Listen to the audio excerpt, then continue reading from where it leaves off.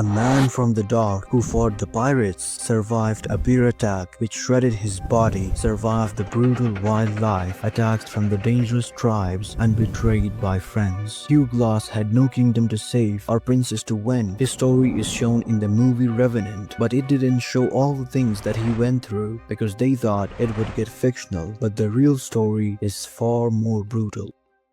He was a sailor working on his ship. This is when his ship was attacked by pirates. Their captain was the famous pirate John Lafitte. They were given a choice, either to die or to join the pirates. Hugh joined the pirates as he was very young. Pirates made him do things that he didn't even imagine doing it. He was always surrounded by these vicious pirates and he had no choice but to obey. The pirates' island was surrounded by Karankawa Indians as they were considered to be cannibals. But the difficult part was the water, as it was filled with venomous snakes and big alligators. The other pirates noticed that Hugh and his friends were not devoted to their cause, so they had to decide what to do with them. But just the night before they were about to make the decision, Hugh and his friends were able to escape the island successfully with some food and clothes. A new challenge was in front of them, the cannibals. After a few days they surpassed those lands without being eaten, but now in front of them there was a vast land, so they started to search for some friendly people so they can know the right direction. They came across another tribe which didn't eat people but did something even worse. They sacrificed humans on fire as a part of their ritual. After the death of his friend, there was a break before they can do the same with Hugh.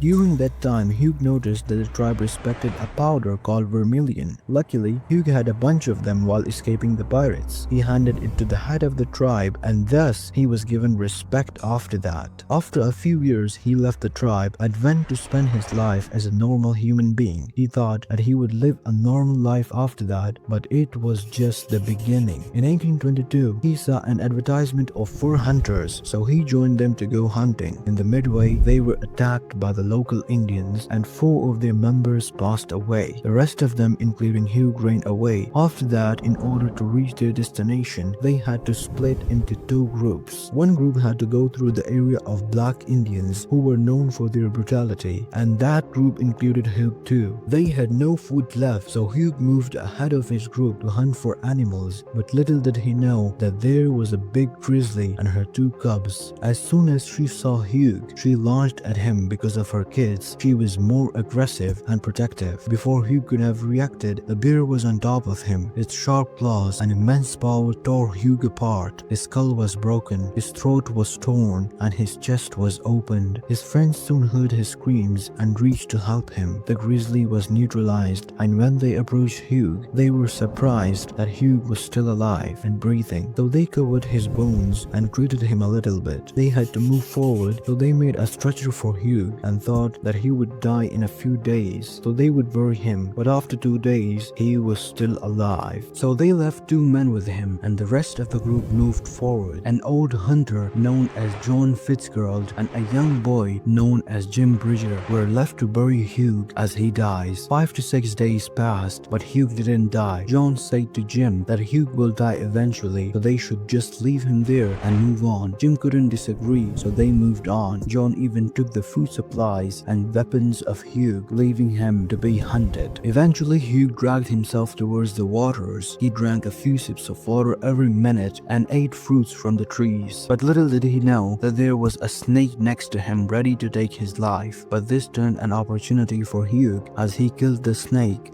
and ate it. It gave some power to Hugh to survive. The human settlements were hundreds of miles away and he wasn't able to stand because of his broken legs. So he began to drag himself towards his destination. He ate dead animals and insects on the way, keeping himself away from the Indians. One day he found a pack of wolves eating a buffalo. He waited so that wolves would leave and he would eat as much as he wants. That was a jackpot for Hugh. He ate enough that his wounds healed and he was able to stand on his feet again. He started walking again and eventually reached the river. But the next moment, what he saw in front of him was terrifying. He saw Indians standing in front of him, staring at him. But these were Sioux Indians and they were very friendly. They treated his wounds and even gave him a boat to survive and reach his destination. After all the hardships and loneliness in the darkest forest, forests. Hugh finally reached civilization. After recovering at Fort Hugh, he decided to take his revenge from those two friends who abandoned him, so he began to travel to Mandan village with a group of people which was near Fort Henry. When they were near the village, Hugh left the group and began to travel by foot. It was a good decision for him because the people that he left were all killed by Indians. But when he reached Fort Henry, it was all abandoned because it was relocated. So now he began to travel southwest. He safely reached the fort, and when the travelers saw him, they were shocked to see him alive. He was asked hundreds of questions, but Hugh asked them one question, and that was that where are those two men who abandoned him in the forest to death? Jim was there, but he was not at fault because he was pressured by John to leave. But John had left the group and went on his way to Fort Atkinson.